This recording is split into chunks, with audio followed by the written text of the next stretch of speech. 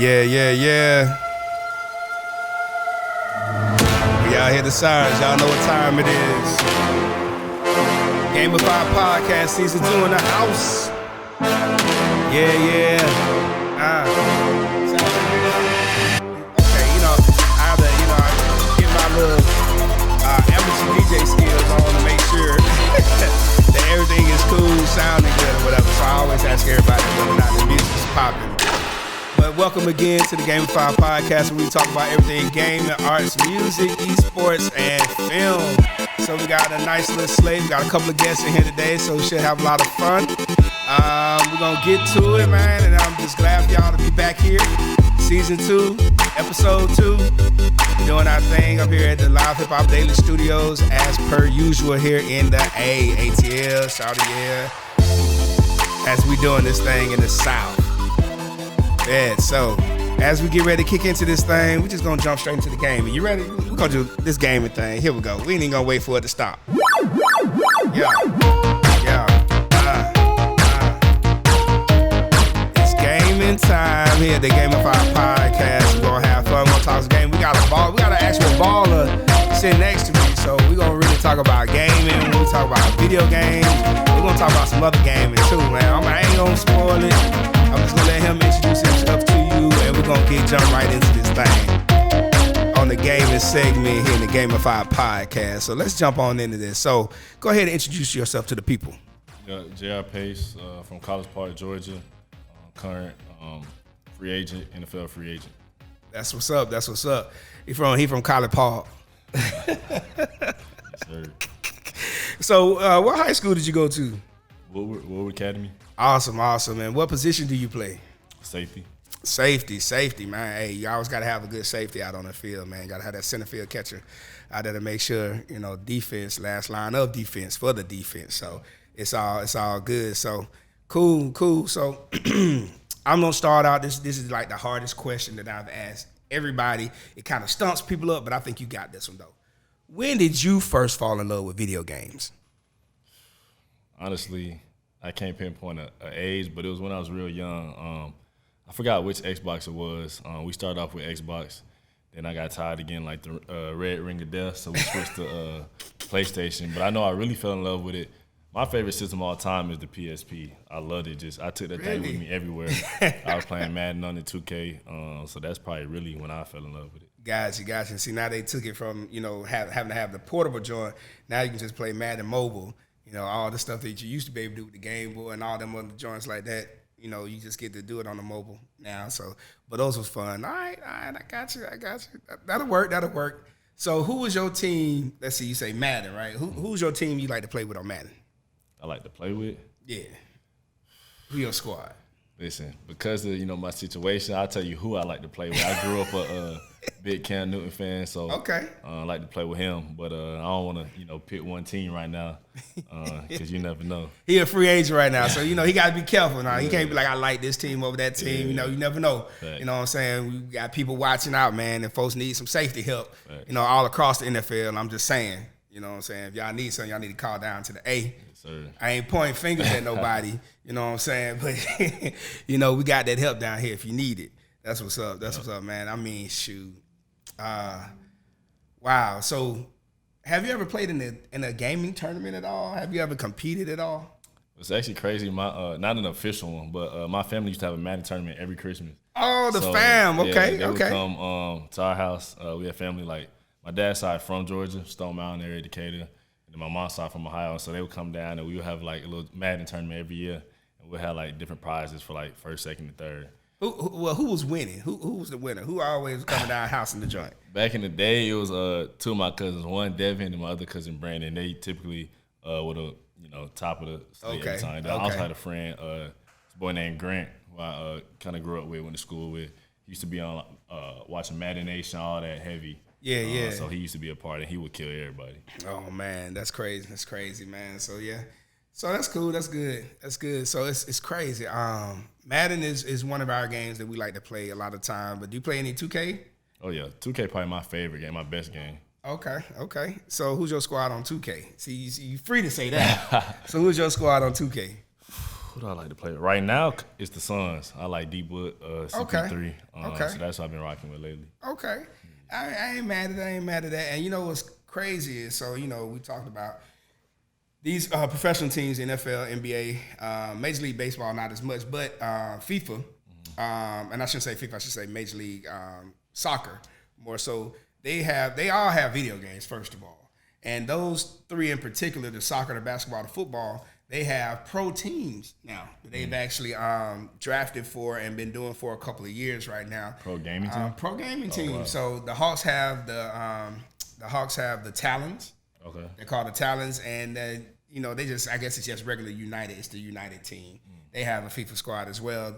They are talking about, on the NFL side, doing, you know, a Madden squad, doing the same thing that others are doing. But you know, NFL, not for fun league sometimes. You know, they be a little bit behind the curve when it comes to, you know, things that are, you know, more cutting edge and non-traditional. So maybe one day they'll get there, but you know, that's what they'll do on that side. But have you ever? So let me ask you. So what else you said? That's a COD. I remember we were talking earlier. You said you like to play COD a little bit. So are you pretty good? No. Okay. I enjoy it, and like I'm basic, so I like to just play the online multiplayer. Warzone, I'm getting tore up. Like I'm constantly in the gulag, and getting bodied all over the place. I got you. Yeah. So you know, that's me too. I always, you know, I'm catching the fade from I don't know where. I'm just running in circles. So I ain't mad at you on that one, but that's cool. So I know we got some stuff coming up over at Morris Brown, man, and so those are gonna be some of the 3 feature games. So I'm gonna invite you out there to come out there and hang and play, and get to know some other folks off in the industry, man. And we try to have fun doing what we do. So we're just gonna keep this thing rolling. And get into some art and animation, little anime talk up in here on the GameFi podcast. We talk everything gaming, art and music, which is this segment, and then esports and film. Wait, we're doing art this segment, then we're doing music. Okay, there you go. Get me straight back there, Chemical in the house, making sure everything. That's the producer extraordinaire. Making sure we do what we're doing, man. Shoot, have you watched any anime? Do you watch any anime? All around me, like in Northwestern, like it was almost like half our team watched it. My little brother heavy on it, but I myself, I couldn't get into it. Boondocks, I'll give you that.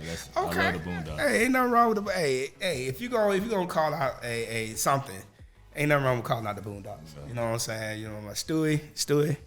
I'm not Stewie. Huey. Yeah. I'm thinking. You know what I'm thinking about? I'm thinking about Family Guy, but Huey, man. You know, based off of Huey. The Black Panther himself, you know, he does his thing, man. He's real funny. And then, you know, all the characters, man, it's crazy. Boondocks is crazy, and it's a lot of in your face, but, you know, I appreciated that. And it got a lot of good conversation started. At least I feel like it. Yeah, so, but shoot, you know, a lot of the kids, they're out there on the Naruto and the different animes, a lot of the stuff, man. I know growing up, we had stuff like Robotech and Voltron and whatnot. Did you watch Power Rangers growing up, man? You look like you young enough to be in the Power Rangers. The A's, you know, all the different VR warriors, and they was doing all them things back in the day. I probably watched a little Power Rangers. It wasn't my favorite show, but I probably watched it. I'd be lying if I said I ain't watch it. You was pretty much out there balling, man. You was getting your ball on, a little throw up tackle. Throw them up, bust them up. Oh, that's what. See, they always throwing different names and stuff. It's called throw up tackle, man. Oh, we did say throw them up, throw it up, eat them up. We did say that one time. Yeah. We used to say that a lot of time, man. But those are some of the fun games we used to play, man. So, you know, that's cool because, you know, interesting. One of the things that we try to make sure we're doing with the realm of esports, everybody think you're always behind the screen and you just, you know, sitting down all the time. And a lot of parents be like, I don't want my students learning, or I don't want my children getting into any kind of program because y'all just playing video games. But, man, it's a $3 billion industry. Really? Yeah, man. Esports is killing the game, man. And it's a part of a $200 billion video game industry. So the money is there. They're looking for people to do stuff besides just playing.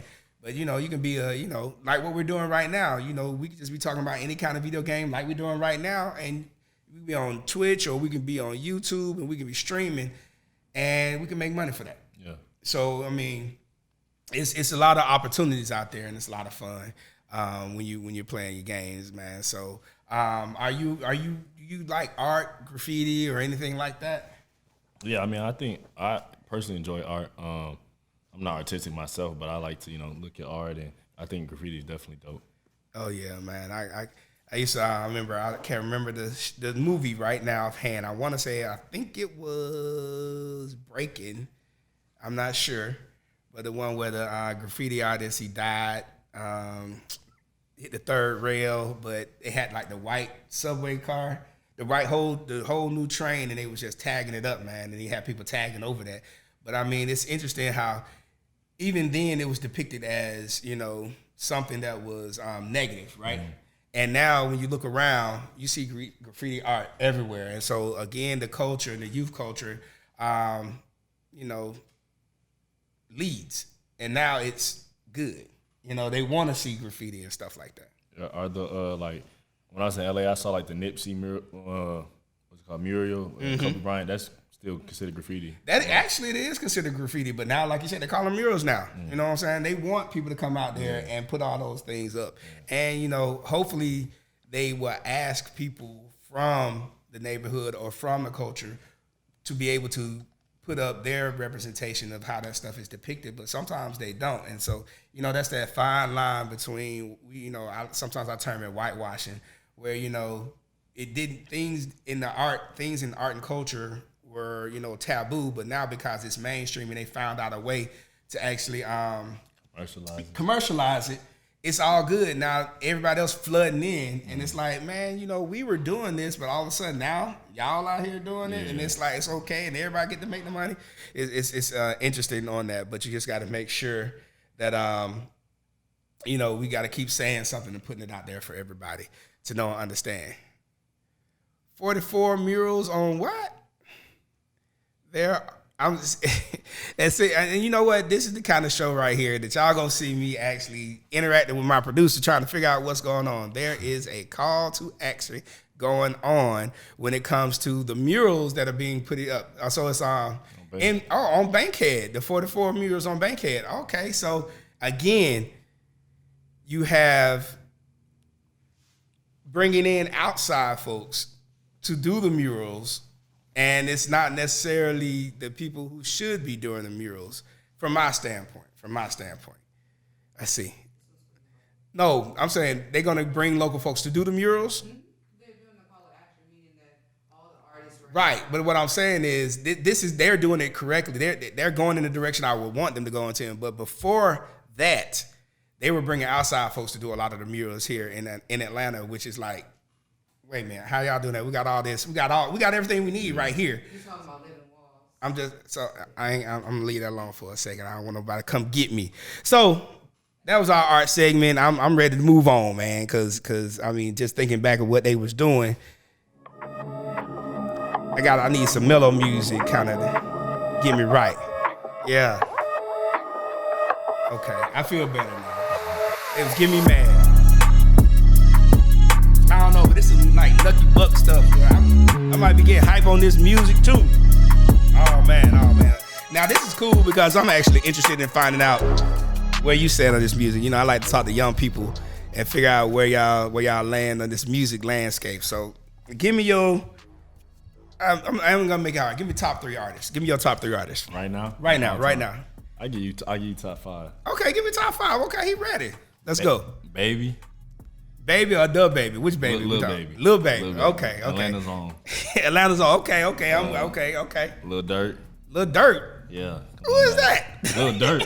Oh man, I'm gonna have to put you on game. Wait, Lil Durk. I was up. I was in Evanston, but we was up in Chicago for 4 years. So. Oh, okay. So he a Chicago artist. Yeah. Okay. He probably like one of the okay. Lucci. Okay. I gotta put Mozzie in there. He from Cali. I don't know if you heard of Mozzie. What's Mozzie? And then my 5th would probably be Future, Thug, Drake, one of them. Oh, you just grab one of them, throw them in the mix. Okay, I got you. Yeah. Okay, it's all good. Okay, I guess. I started to kind of open my eyes and my ears to. Oh, I'm tripping. I forgot about. Throw them last 3 out there. I put Rod Wave at there at 5. Oh, okay. Yeah. Okay. That's not too bad. Not too bad for a youngster. youngster, you listen to some alright stuff, I guess. I'm just messing with you. My top 3, man, I see of all time for in hip hop. Now, see, he was saying that one all time. That's just who he listening right to now. right Yeah. Okay, then what you Yeah. listen to right What am now? I listening to right now? I ain't listening to anything right now, man. I'm working too hard, man. On the radio? I'm What about in the car? In the car, you know what I'm listening to in the car? I'm listening to sports talk radio. I'm listening to podcasts about business. I'm listening to, political rewind, unwind, whatever. I'm on NPR. I'm listening to a lot of that. And I'm gonna tell you what's sneaky though. Those doggone NPR producers, they some sneaky jokers. They slide in some good old music every now and then. I'm like, where they get that from? Where they find that from? So I'm be like, okay, NPR, y'all killing it. But I'm trying to see, I'm just regular old school. I'm good with just some good old Outkast, some Goody Mob. I listen to some Hova. I give me some good Lil Jon, some good crunk dance, anything crunk. I can roll with. You know what I'm saying? And then every now and then, Lil Jon? yeah, Lil Jon, Eastside Boys, man. You got yeah. Okay. But for real though, usually I'm not even really one controlling my radio because I got 3 little ones, man. So my daughter is in the front seat. I'm on Kids Bop, man. And I'm just listening to everything Kids Bop, man. And I'm in there rocking and singing along with it. Yeah. And I'm like, wait a minute, somebody pull up beside me, watching me singing. It's crazy, but that's mine. But your all time. So who would you say your all times were?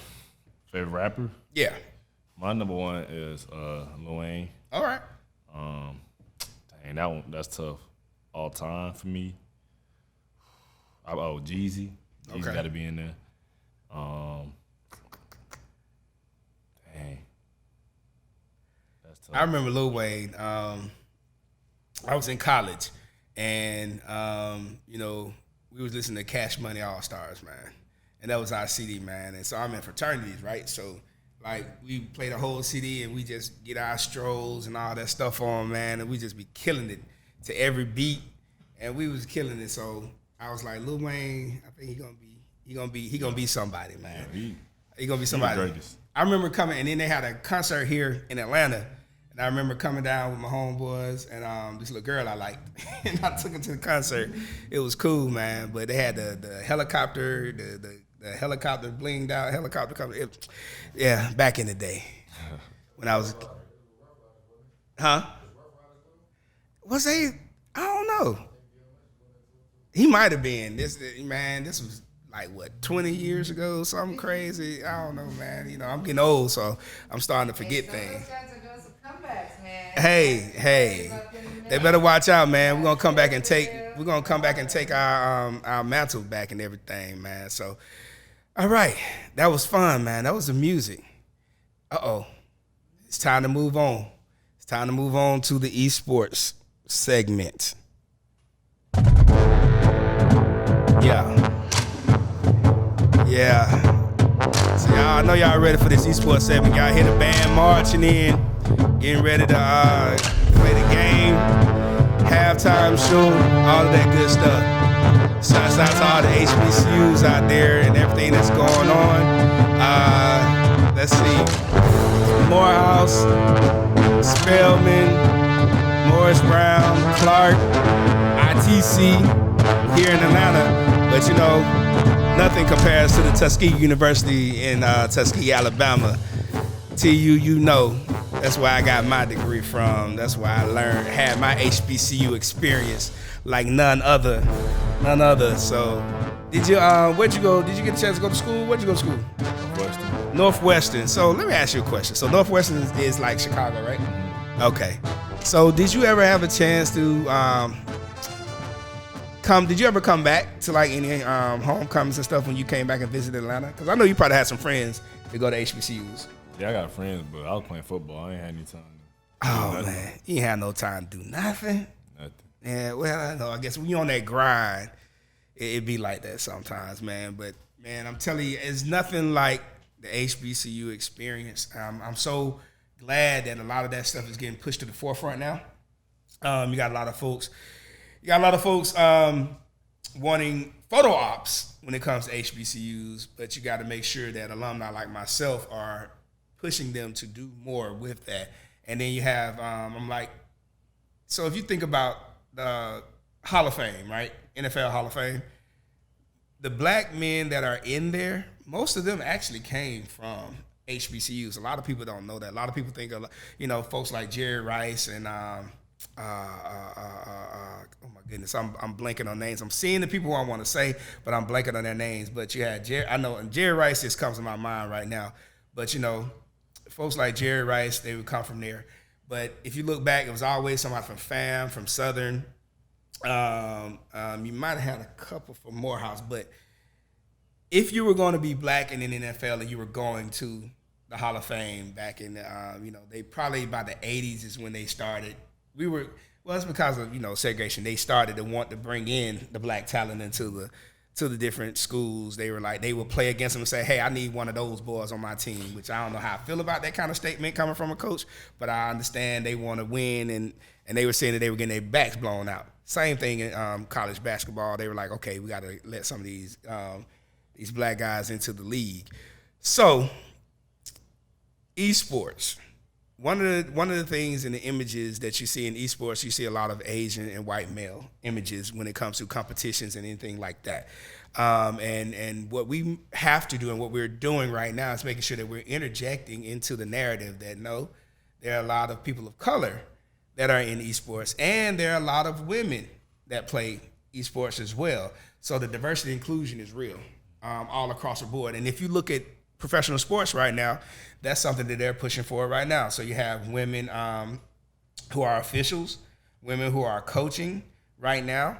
I don't know if they ever will let women actually play football on the pro level. I don't know. But I think at some colleges they are letting women play now, right? Yeah, Vanderbilt had a kicker last year.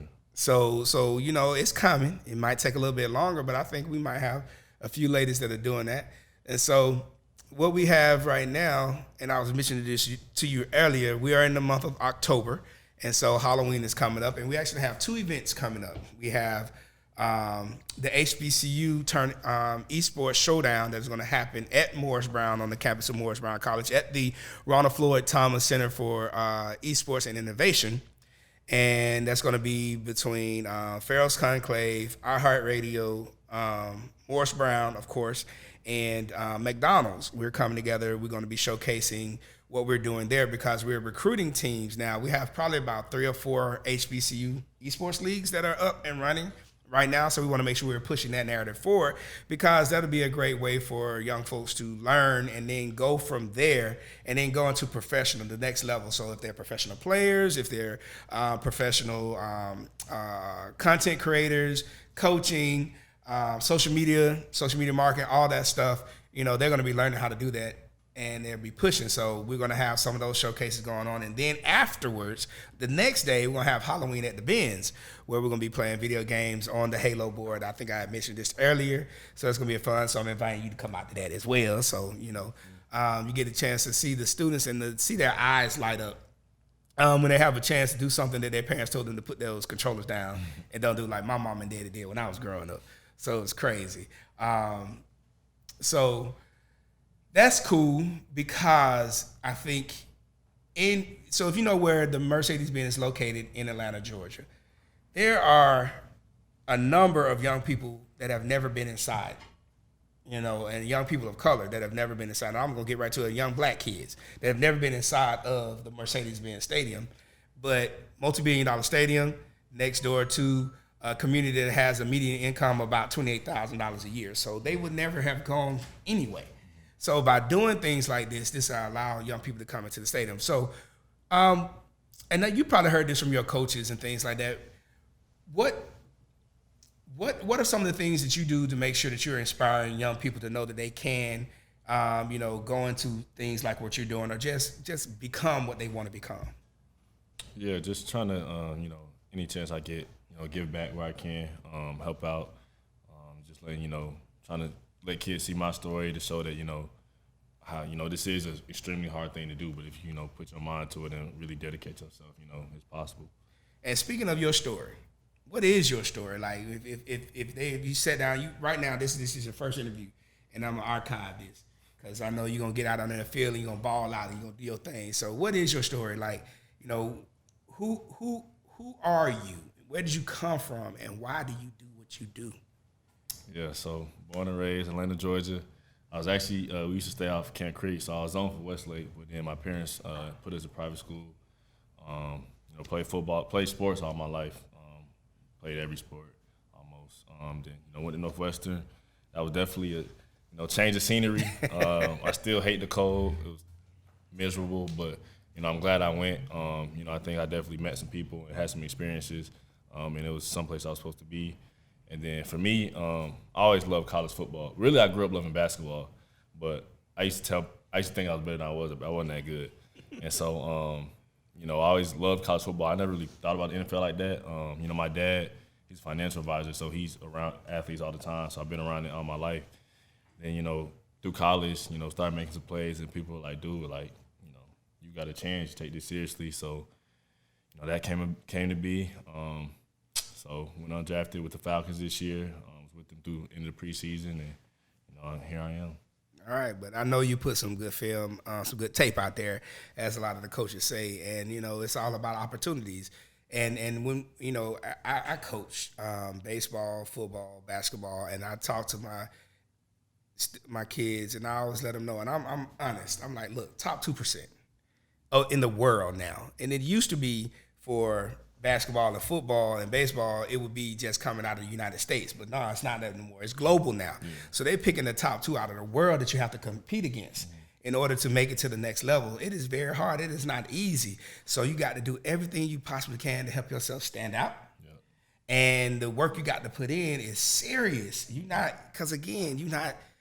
people on your street, that's not who you're competing against. The people in your state, that's not who you compete. You competing with somebody thousands of miles away in another country who is up probably 2-3 hours before you ever thought about getting up and practicing. So, what was that grind like, putting that work in that you when you were getting ready, when you knew that it was something that you wanted to pursue?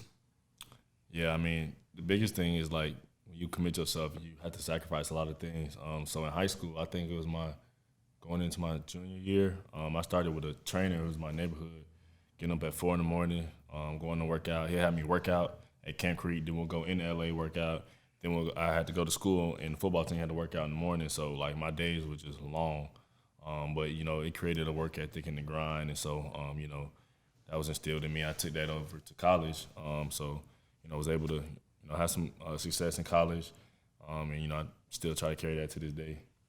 Man, and that's very important that I'm glad you said, because a lot of young people don't know and understand that it is a grind to become professional in whatever it is you want to do. You can't just one day pick up a computer and then all of a sudden you can design a video game. You can't just all of a sudden, pick up an instrument and, be in a rock band or be a musician or an artist. You got to actually grind and put in the effort to be able to do that. And a lot of people don't get a chance to see that, and they don't get a chance to hear that, because all they see are these people who are becoming famous seemingly overnight. Yeah. But, it's not like that. Man, so if you could talk back to your, let's say, 12-year-old self and inspire your 12-year-old self, what is something that you would say? I don't know, just because for me, like I said, I never really had plans to go to the league, but I was extremely super competitive. So when I was doing all that working out and stuff, it was just so I could, be better than who I was playing against.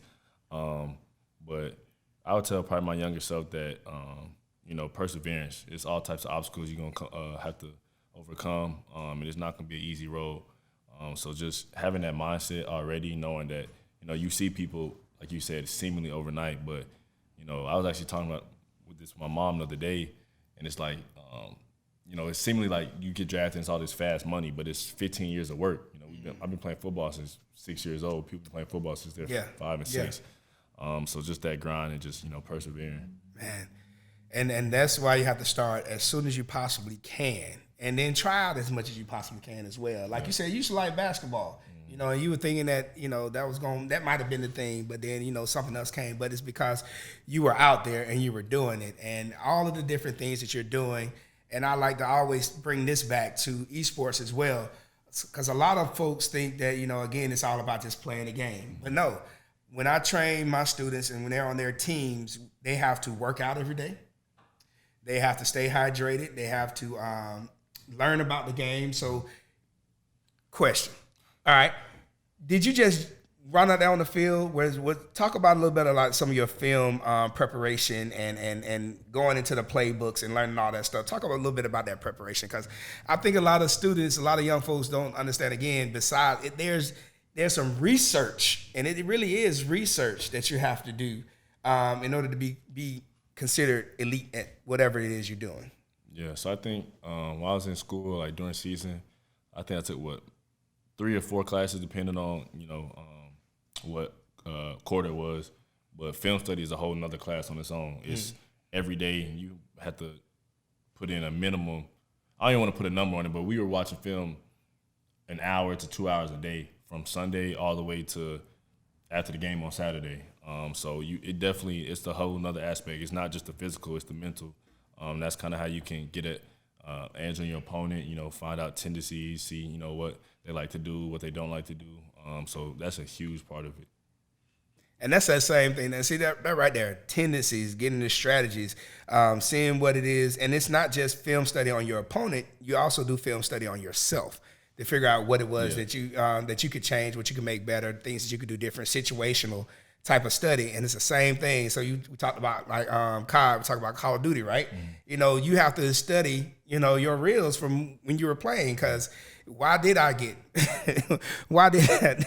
let him fade me from across the room? What was I not doing? Was I not hiding? Did I not protect myself? What was the strategy that I was using? If it's in a fighting game, you know, do I know my hit boxes? You know, do I know my timing? Do I know if I'm fighting against this particular player, what are their weaknesses? How do I fight against that player? You know, if you're playing Street Fighter, you can't play Ken the same way that you would play. Oh my goodness, I'm thinking the names. I'm hearing Ryu. You can't. Those are 2 different players, so you got to figure out how they doing. But then also, what's my man with the arms? Yes. Oh my goodness, I'm blanking on these names. This is so horrible right now. But then you have E Honda as well. So you just gotta learn how to fight in those particular games. And you go to NBA 2K, same thing. You gotta know who's on the team, how they play. You gotta understand how they're playing against you. It's film study involved too. So there's a lot of layers to these things, man. And so I'm so glad that you said that. So let me put this out there. If everybody want to follow you as you are right now, free agent, but I already know. I feel it. It's gonna change soon. You know what I'm saying? We still in COVID, so things are kind of slow. You know, it might be 2022, 2023 season. I don't know, but it's coming. So if they were gonna follow you, how could they follow you and just watch your journey and support you from afar?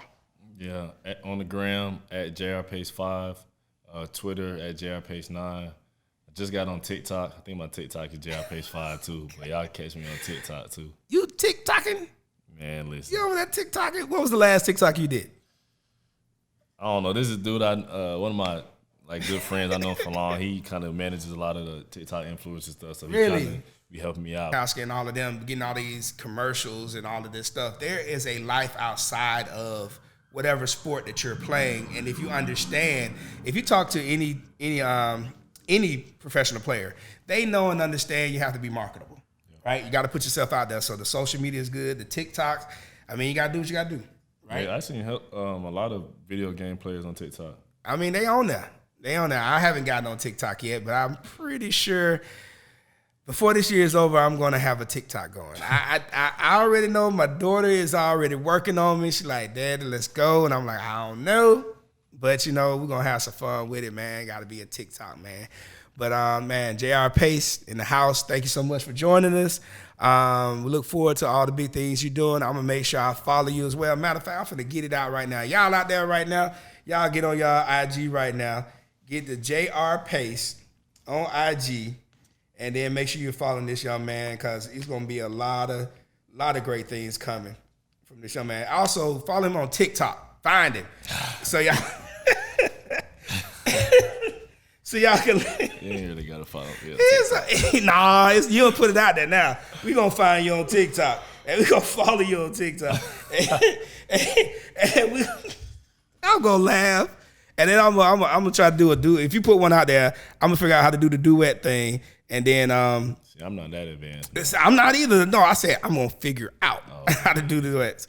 Oh, I'm finna write duets. So JR Pace, boom, there he is. I done got him. Oh, he got a blue check, y'all. He's certified, y'all. And he modest over here, man. I ain't gonna let him off like that, man. So I'm following. I hope y'all following too, man. Oh man, this has been a great segment. Appreciate you coming out, and we're gonna have to do this again, man. So I'm gonna get with Chemical. We're gonna get you all the information so you can come on out as we're doing our stuff, man. And just kind of be here, man, and enjoy yourself while you on the grind and still keep yourself ready. Cause that phone, I mean, folks dropping like flies out there, man. I'm watching the games today, man. Folks dropping like flies. So you'll probably be getting a phone call soon. Yes, sir. Appreciate you for having me. Man, that's what's up, man. We doing it, man. Hey, this has been the esports segment. We're gonna hit in that film segment. I got some more special guests coming. So see y'all in a minute. 2 and 2. You know how we do.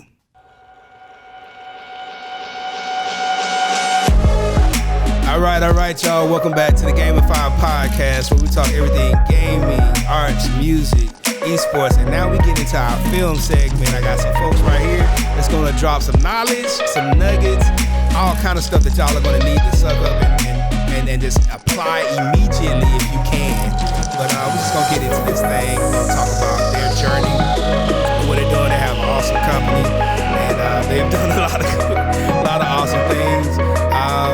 And this is what the GameFi podcast is all about. We want to make sure we're sharing knowledge with everyone that's watching and riding on this journey with us. So here we go.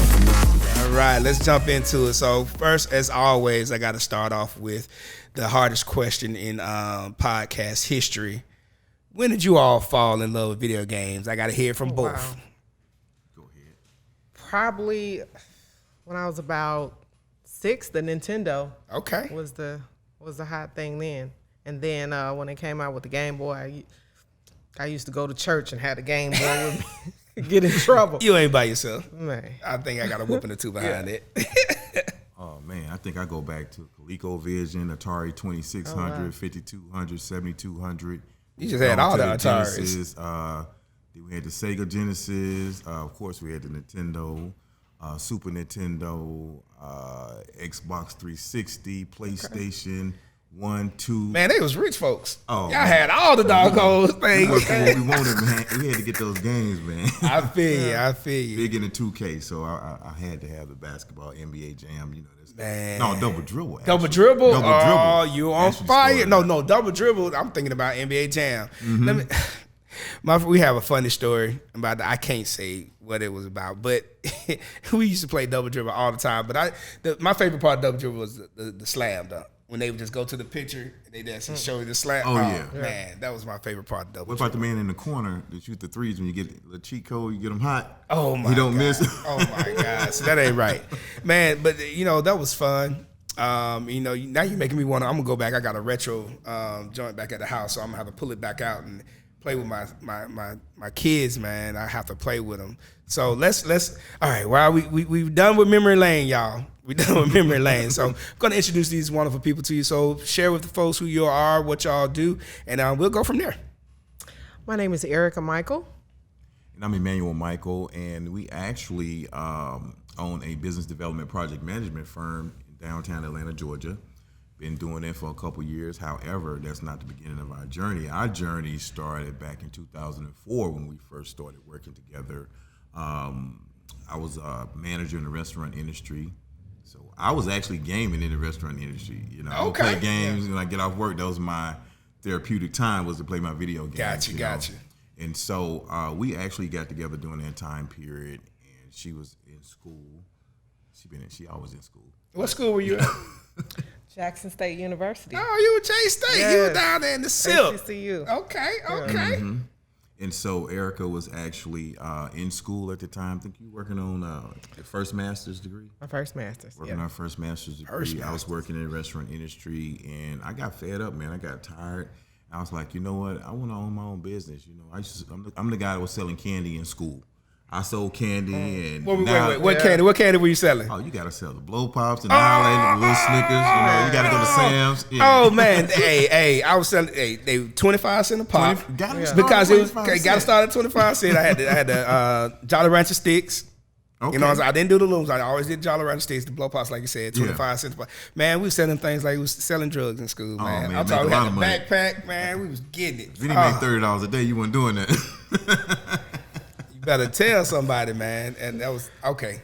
So she told me she did the same thing. I was like, what? I actually sold pickles too. Oh man, I had a little cooler. That was y'all. That's the no doubt. Them women, those women, they know how to elevate the game. Right. You know, we think it can. We like pickles and exactly. Man. Exactly. And so she told me that. I was like, what? You know, and then she told me our birthday. See, that's what really, really amazed it. Our birthday a day apart. Wait a minute. When are y'all's birthdays? I'm May 28th and he's May 29th. Okay. And so, you know, we actually met each other back in high school, but not really on that like you. I was in high school. He was not in high school. Okay. Just a little bit older than me. You know that origin story is always a separation on difference of opinion on how we got together. How she was all in love with me, you know. I see things differently. I don't know why they want to deny that they when they're in love with us, you know, they don't want to let us, you know. That's so funny. Exactly, you know. But you know that little history that we had when we actually got together, and I was like, look, I'm ready to start my own business, and she was like, okay, let's go with it. I was like, really? She was like, yeah. I said, okay. So we started our first business, which was a lingerie store. All right. A lingerie store, specialized in plus size lingerie. Then Hurricane Katrina hit, was in Jackson, Mississippi. Okay. And so after Katrina, you know, everything was messed up during that time period. And so we kind of took a pivot from that industry into the financial services industry. So helping individuals with their personal credit. I was on the radio show in Jackson, Mississippi, WMPR 90.1, Charles Evers radio station. A good friend of mine was actually mentoring me on how to actually work in radio by the name of Skip Mason. Yeah, Skip Mason. You know Skip? Yeah, Skip Mason, because he does a lot of the historical stuff with here in Atlanta. Different Skip Mason. Oh, different Skip. see? Yeah, okay. different Skip Mason. This Skip Mason, he was actually a drum major for Jackson State. Oh. He was on the radio at that time period. Okay. And he started mentoring me. He's since passed away during that time period. Okay. Since that time period, since we got started. But that's what really got my mind focused on, you know what, this is what I'm going to do. You know, I'm going to be an entrepreneur. So I hadn't worked for anybody since 2004. Dang, congratulations. And, you know, you bump your head, you go through a lot of different challenges. And so that's what led us up to where we are now. We've had a tax and payroll company helping individuals with legal service. I'm actually a paralegal as well. And she has a lot that she does. So let's talk about these masters. So I know you was working on some masters, and not the first one. It was like a second one, and I don't know if it's a third and a fourth one. So you went to J State for? I'm a literacy specialist for reading education. Okay. So yeah. So I started off Jackson State. Well, I did a couple of colleges before then. I went to King's College in London. So I wanted to actually be an illustrator to write children's books. So I studied British children's literature. So that's where you get your Harry Potters, your the Narnia, that kind of thing. So I studied that for a year in London. Totally different. I was the only one that looked like me over there. Of course. I absolutely loved it. Then we had a Euro pass, so you can go different places around Europe while I was there. So I actually did some studies at Perot University in Cairns, France. And then we went to Amsterdam, Edinburgh University in Scotland as well, too. Wow. So that was fun. But going back to his story on what he was talking about on when we first started our business together. So then I was working on the first master's. I was teaching elementary school during the day. And then Thursday nights, Friday nights, and Saturday nights, I was bartending. So that's kind of how we got reacquainted. And at the bar. yeah, You were serving out the drinks. You were serving Yeah. drinks. You weren't putting nothing in the drink. You were just making it real, real good. oh, I mean, put a little something in there, about an ounce too. Extra ounce. So, and That's then we would hang out. This is my hangout buddy. So All right. we hang out. We play games. I'm the baby of 6. I have 5 brothers. Okay. So to me, video games is the second part of my life. So, Right. So that's Oh, you our found beginning. You found a buddy, and when we talk about relationships, we talk about relationships with folks a lot of time. It's you got to be friends first. Absolutely. You got to have that friendship first, because how long have y'all been married? For 15 years. 15 years. My 15 wife. years. Okay, we'll be 15 in January. Okay. So my wife as well. So thank you. Congratulations to y'all as well. But and I'm honest, those 15 weren't all easy. There's work you have to put in, and you got 2 different individuals coming together, and you got to build something. And when you're building that, it's not going to be easy. It's going to be I don't call them setbacks. They're going to be challenges. I'll say challenges that way. And you got to get through that. But it's that base friendship though. Yes. And it's like, okay, I know we're for whatever reason, we're not seeing eye to eye right now, but we are friends. I know you my friend. You know I'm your friend. So let's sit down and let's figure this thing out. And then let's move on. And that's how you got to get to 15 and then to 20 and 30 years down the road. If you don't have that friendship, then, like with COVID, man, folks were jumping ship. Man, you either get married, divorced, or something going on in COVID that wasn't happening prior to COVID. A lot of people realize that, I really don't like this person. I got to be with them all day. And thankfully, we never had to be in a situation where we didn't like each other. I don't think so. But sometimes sometimes like, ooh, she get on my nerves. I know I get on her nerves too. But at the end of the day, I get on my own nerves sometimes. So I'm pretty sure. You ever talking? I'm like, I'm tired of hearing myself talk. That's why my office is on the 3rd floor and his on the 2nd floor. So You got to have that separation. You just got a to little have that separation. I'm not mad at that, man. And that's what COVID did, was put people right there. They couldn't go to work anymore. They couldn't have that separation, and they didn't know what to do with that. But again, you had to know we couldn't be in the same room in the office. I got to have my own space. Ain't nothing wrong with that. Ain't nothing wrong with having your own space. And it's not even just marriage, it's a partnership in general. Even if you have a homeboy or homegirl you want to partner with and work with, you got to have understanding. It's good if you're friends first. However, even if you're not, you need to develop that synergy. Everything is about having synergy. I can meet you today and we can come to a common ground, build that synergy. And as we build that synergy, that's what's going to keep that long-term relationship, whether it's a long-term business relationship or a long-term relationship with a spouse. It's all about having that common ground. So it doesn't matter if you're married or not. We also talk about working with each other as a couple. Not necessarily got to be a married couple. It can just be you and your homeboy. You guys decide to come together and monetize your hobby that you've been doing. I'm telling you. You got to be on the same page. Yeah. This is our actual second podcast that my wife and I started. The first one we started was called Married to the Business. Because we wanted to talk about what you just said, being a married couple and starting a business, and what is that like, having those issues. So not issues, having those challenges, but still overcoming those challenges based on being able to figure out how to work with each other and how to, the business is the business, your marriage is the marriage. It's going to bleed over. Yeah. But, how do we handle that? How do we deal with that? I would say a lot of part of that is knowing that both of us are really strong personalities within what we do.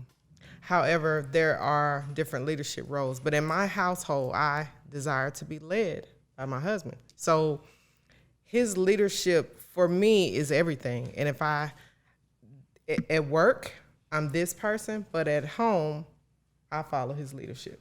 So I feel like while I can't say a lot of them don't work, but I do listen, and we both listen. We've learned to collaborate on different ideas that we have to make things work in business and at home too.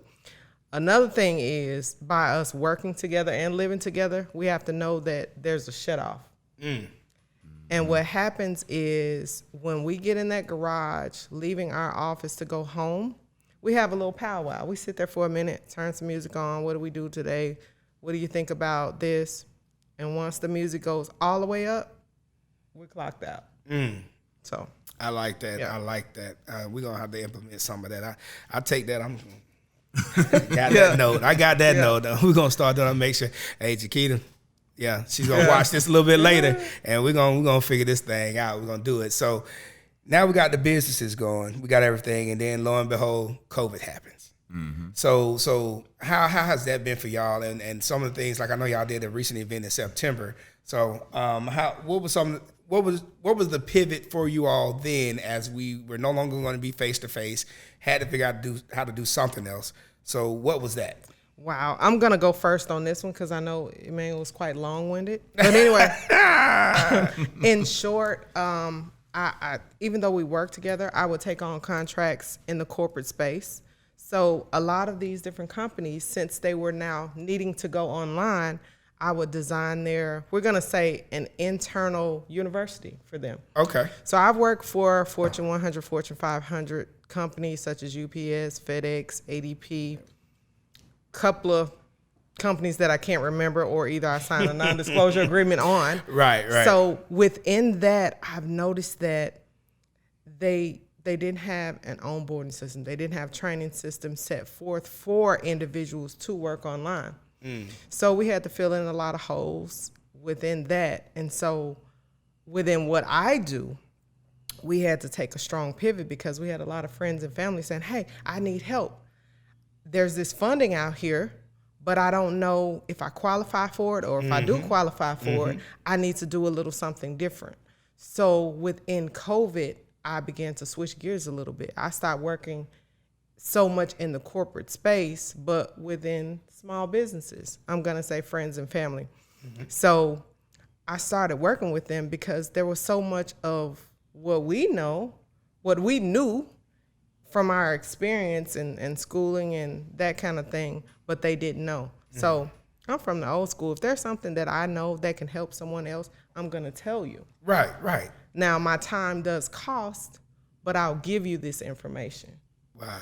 And that's something about me and what I do. So in short, to answer that question, I switch gears on. It may take me where it was 2 contracts to fill a particular financial need, monetary need. It may take me 10, but that's okay because I get self-fulfillment from it. Right. Out of one of those companies, they had about 273,000 employees, but I never got the opportunity to see what I built, how it positively affected them. And so that's the teacher in you. Yeah. That was the teacher in you right there. Yep. So, that's my intrinsic goal. I love to see it. I love to see them blossom and bloom and get businesses, buy buildings, buy businesses, just build themselves. So that's me. I don't even know how you can follow behind that right there. Well, the pivot for me was, we own a tax and payroll company. And so we saw a lot of people who were in dire need. They were in need because they didn't have the finances like most businesses, no revenue coming in. They didn't have an online presence, so they wasn't in a position to generate any income. And what happened was the government said, hey, we're going to give you this money, whether it's the EIDL or the PPP or whatever these different avenues or tax breaks here and there. But a lot of the small to medium-sized business owners, they were not set up for success. They were not set up for to even receive any of the money. And these are people that I know that have been in business, 5, 10 years, 20 years, but they couldn't qualify for any funding because they didn't have the right tools and systems in place.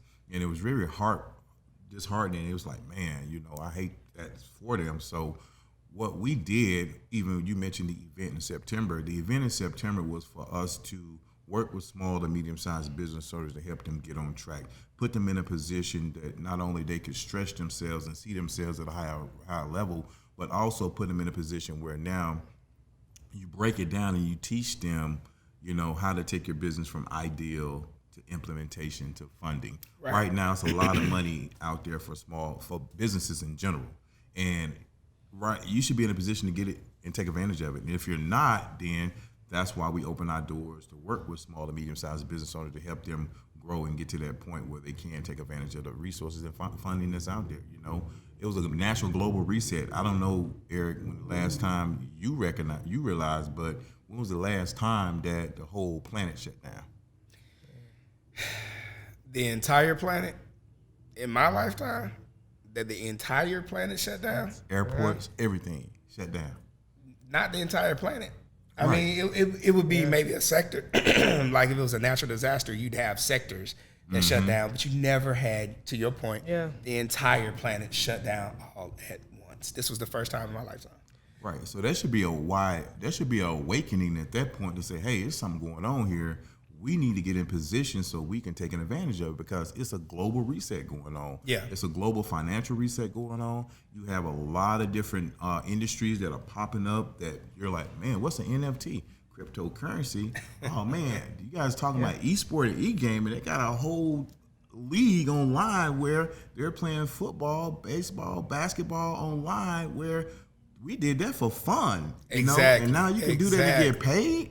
I'm like, man, I need to go get me another PlayStation or Xbox and give me this thing. Hey, you can get on there, you can get it. And so, and like, I know we're in the film segment on this one, so let's talk about some of the content that you all have created to be able to do that. And because what COVID did was bring us to a digital format, how have y'all leveraged that with the growth of your business?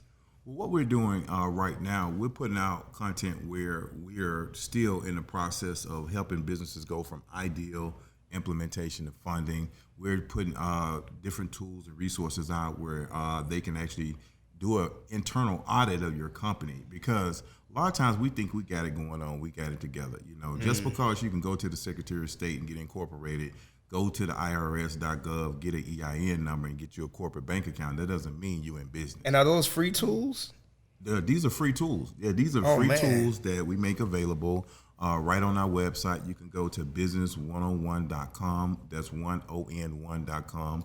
And we got our Facebook page, our IG page, our Instagram page is Business 101, Business 101 Live. I don't know, what's your Instagram? Business. What's My your Instagram? person? Yeah. It's Erica Williams Michael. They keep me on track. Hey, I don't know either. Yeah, they keep me on track. I cannot tell you anybody's. Sometimes I can't hardly ever tell you my Instagram. So. Hey, we're just getting to a point I can remember her phone number. Well, now I can tell. I just find I go baby cakes. No, I'm just kidding. That's not. That's not what I call my wife. But yeah, these are tools. These are tools for businesses. Yeah, these are tools. You are absolutely correct. Yeah, these are tools for businesses that we put in a position where it's not.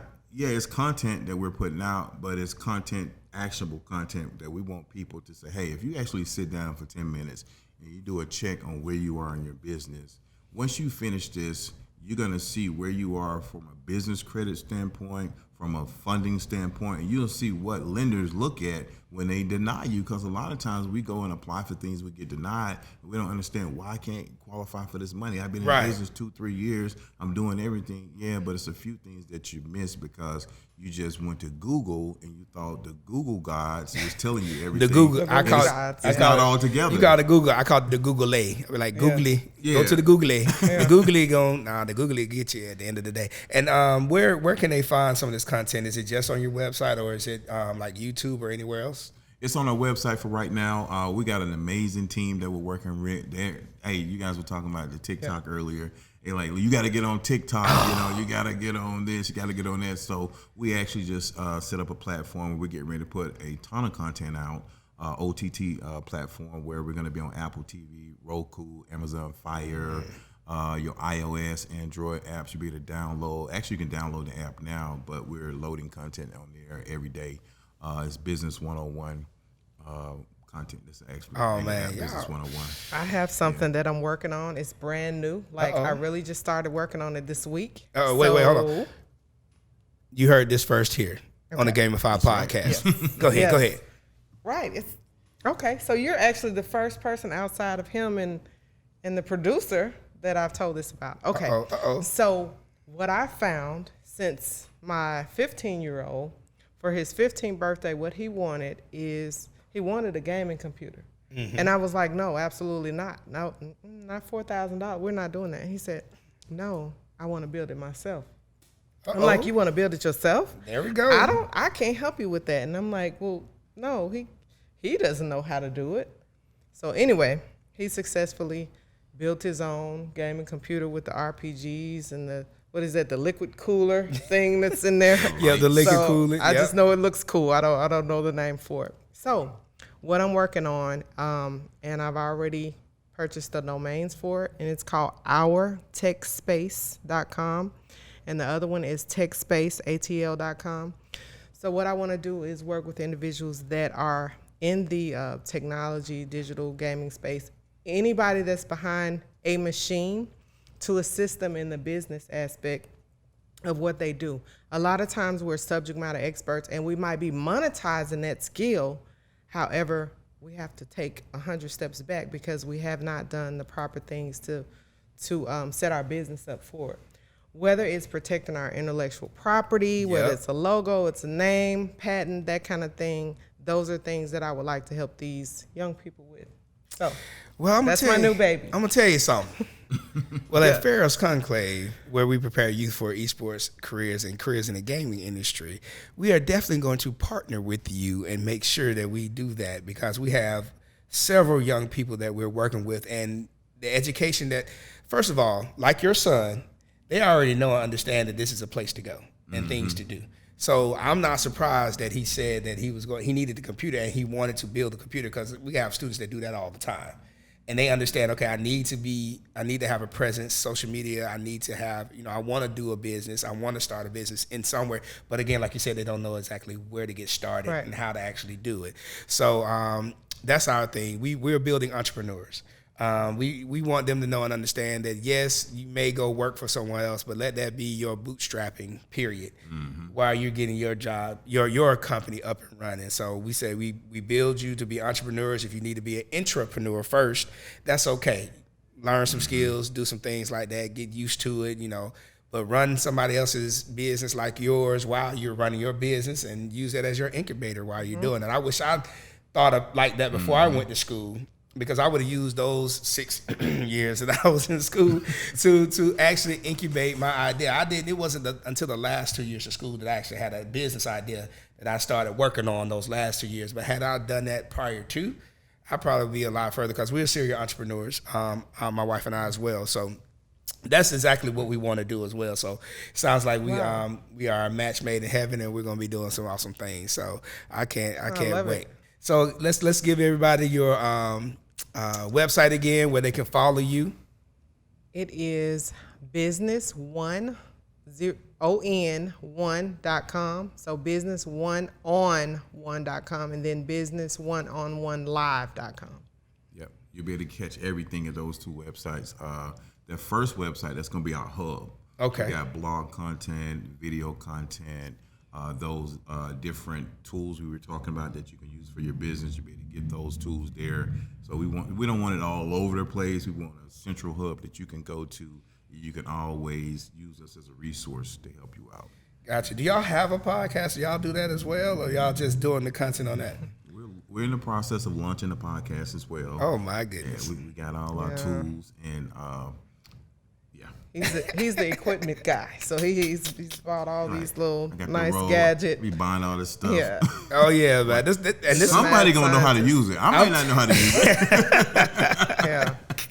Well, you got a tech person right there. Yeah. You know what I'm saying? So if you need, they can figure it out. But that's actually that's one of the courses we actually teach. We're going to start teaching that probably the summertime. We're working with 102.6 The Situation, and we're doing putting together some content for a course on how to start your own podcast or radio station. online radio station. So that's something that we're getting, because again, like you, we're seeing that that's needed, and people need to understand it and do that. And we have a lot of young folks who can do it relatively easy, and they have the know-how. They just need a little bit of the training, a little bit of the soft skills training, some of the hard skills training, and they'll be ready to go. And then you have them doing it while people like ourselves, we just sitting behind the microphone doing what we're doing. We let them handle the behind the scenes. All the tech. I mean, that's the way to go. That is the way to go. But yeah, so we might, I don't know, I think we might dust off our old Married to the Business podcast, or we might just end up doing a Married to the Business segment. I do know we had a sponsor who was interested in us doing more of a business segment during this podcast here. So I'm definitely going to share with her the content that we just created today and say, okay, this looks like exactly, I think, what we were talking about. But this is so needed and so important. And it's not just so needed and important, the information. It is what you look like.